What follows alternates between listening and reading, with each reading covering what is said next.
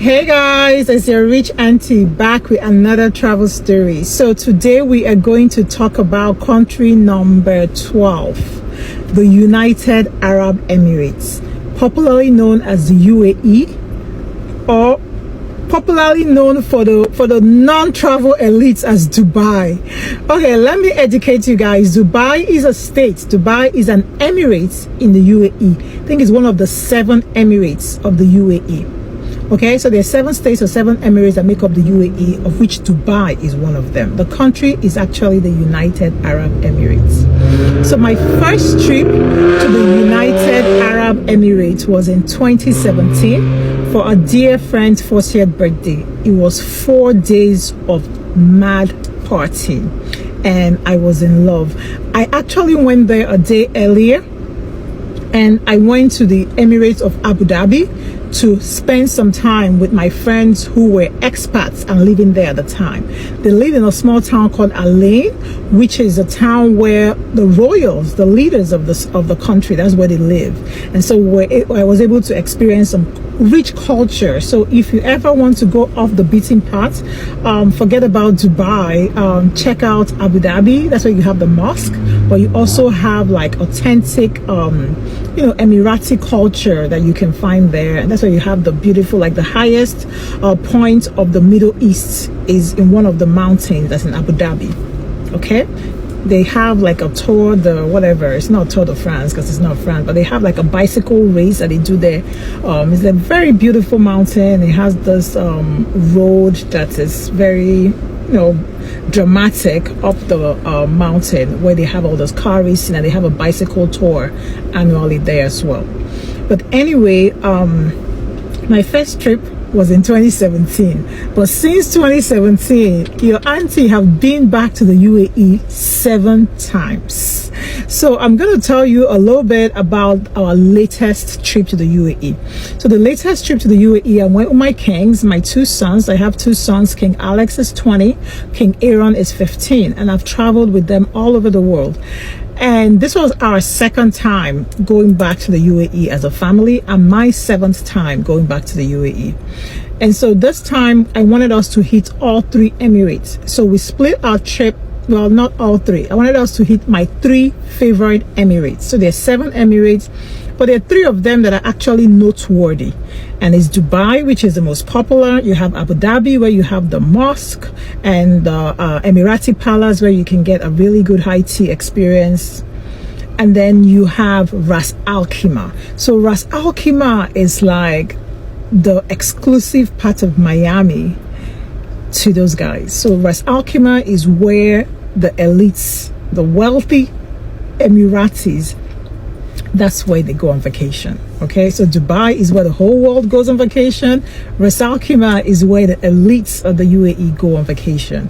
Okay, so I'll start with Ras Al Khaimah because quite honestly is by far my favorite emirate in the UAE, because they have this pristine, like literally the beach there looks like heaven. The sky is so blue, like untainted blue skies.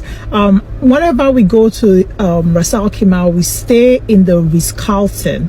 So there's 2 Ritz-Carlton properties in Ras Al Khaimah. There's the Ritz-Carlton Al Wadi Desert, and then there's the Ritz-Carlton Al Hamra Beach. So I love the beach vibe, so I prefer Al Hamra Beach, but typically it can be more expensive. But there's also the desert, and the desert has a different vibe. We've stayed in both hotels, but I like the Al Hamra Beach more because I'm just a beach person. Okay, so this time we stayed in the Al Hamra Beach. We stayed in what they call a tented villa. You guys, you need to experience a tented villa. And the tented villas are actually the backyard, and the luxurious view is bigger. It's a bigger experience with the desert because you have this huge expanse of the desert as your backyard view. But for the beach, you just have your pool as your backyard view. But both of them are wonderful resorts. If you ever get the chance, check out those properties. But let me talk about the Ritz-Carlton Al Hamra Beach. It's just 32, so 32. Only 32 units in the whole hotel, very exclusive.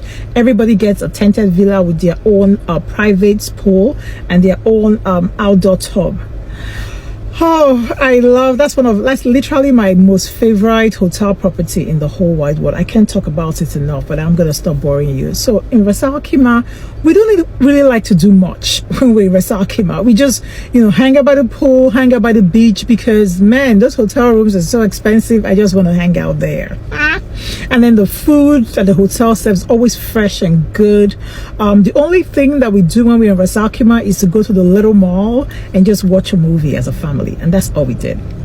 Then we went to Abu Dhabi. So Abu Dhabi, we stayed at the W Hotel Abu Dhabi, another beautiful property in Abu Dhabi. In fact, one of the best architectural marvels in the UAE is by they have, I can't remember what they call it, but it's a tourist attraction that is literally by it has also like where you have all the luxury yachts and stuff like that. But that W Hotel Abu Dhabi, very beautiful property. We also enjoy some time there. Their breakfast is one of the best hotel breakfasts. Just the expense is a lot. But anyway, while we were in Abu Dhabi, we did a desert photo shoot. So we did a family desert photo shoot. That was the activity we did while we were in Abu Dhabi, but they drove us somewhere further away. And then we came to Dubai. And in Dubai, we stayed at the W Hotel. There are two W hotels in Dubai. The one we stayed at was W The Palms.